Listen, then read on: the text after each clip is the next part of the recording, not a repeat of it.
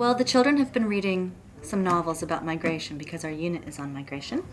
And the plan for today is to have them share and reflect on the art installations that they have created, with a goal of having them get to a connect, extend, and challenge thinking routine. I've chosen that because this is a long project that we've been doing. It's gone over 8 weeks of different tasks.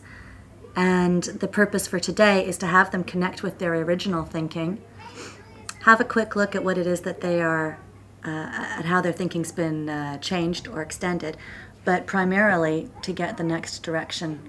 Where do they want to go with their thinking? What's challenging them? What are their burning issues? All right, so what kinds of things did you think about before, or were you thinking you knew or understood before? And how has what you've done or understood lately connected to that? How has it either reaffirmed that or made you wonder about that? So think about some of the things you thought about migration before. Jonathan? I used to think migration was like, yippee, we're moving to California or whatever. And now I know it's like, you can be forced to move and sometimes.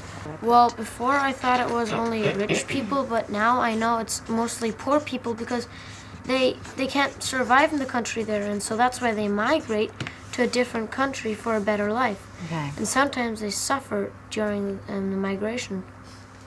That happens a lot. Mm-hmm. So you're trying to make connections with the kinds of people that migrate. Yeah. Okay. I found out that people normally die when they migrate.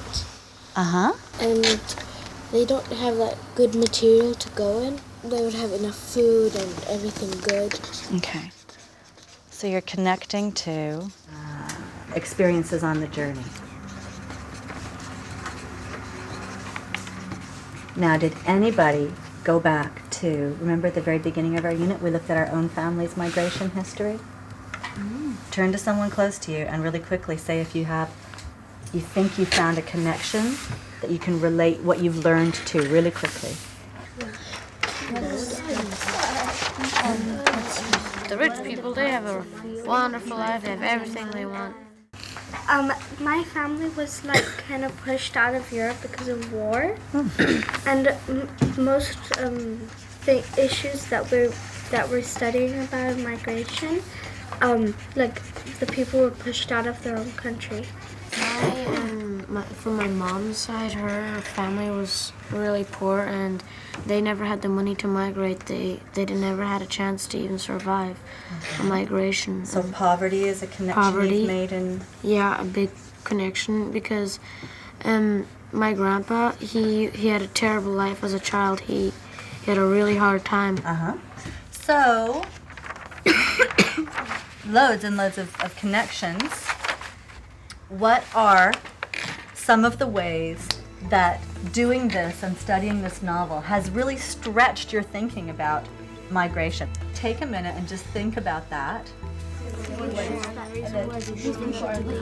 Like make them go and talk to it. Okay, so I mean, I realized that this is not just a storybook, this is something that really happened. And Milgram Valley was a true story. And this is something that really happens all around the world now, even. So an extension of your thinking has been the realness of of some of the negative things about migration. I think it stretched my feeling to migration because I learned that this migration was really hard to go on the boat or airplane and during on it and even impact in different place. Okay, so it's really stretched your thinking. I heard the word impact on the different place. Jonathan? Well, I also didn't know that migration could be so tough and bad, and me and my group, we had to expand our thinking with the conflict of the main government in Afghanistan.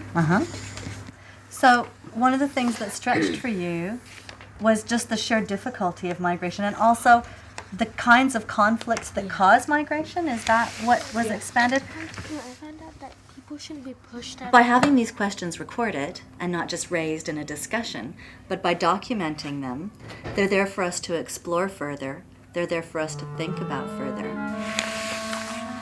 So, what are some of the issues that are really challenging you now at this point? I mean, you've come a long way in 8 weeks of learning and thinking about migration. You've done your own project, you've done your own novels, you've done your own family history for migration, lots and lots of time to think about it. Now, what are you wondering about?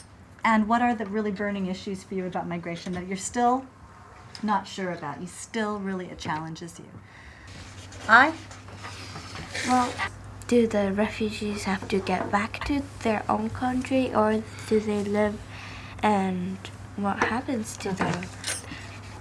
Why can't some places just let their borders open to some people? Okay, why can't borders just be open? Yeah, Joanne. Why can't women, some parts of the world, women be like this, treated like people? Okay. Men. Well, I think our next step then is to have a go at these. Okay? To do an inquiry into your own questions, because your questions have changed so much from the beginning to now. I mean, the questions at the beginning was, if I remember, were what was immigration? What's the difference between immigration and emigration? Who are the people who migrate? Remember those questions, yeah.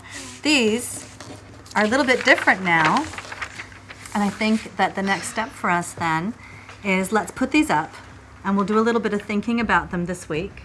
And then next week, we'll get started on having a go at exploring a few of them. Now, is there anything that's not on here?